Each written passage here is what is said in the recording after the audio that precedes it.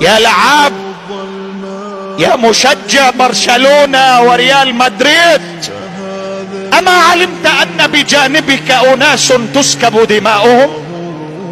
أما علمت أن هنالك أمهات على أرض فلسطين تبكي دما؟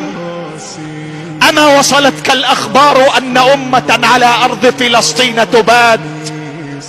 أما وصلتك الأخبار أن أمة عليها مؤامرة وأنت لا زلت تشجع الكفار؟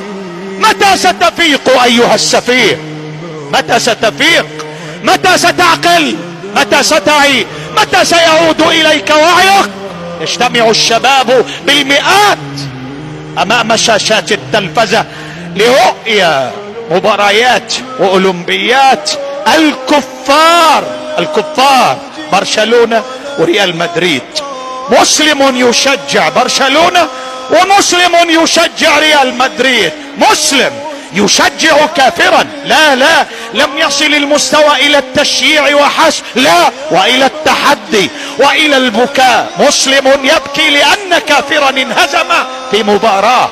انظر على سفاهة وصل اليها بعض المسلمين ودناءة، ومع ذلك تقول لماذا الامة وصلت الى ما وصلت اليه؟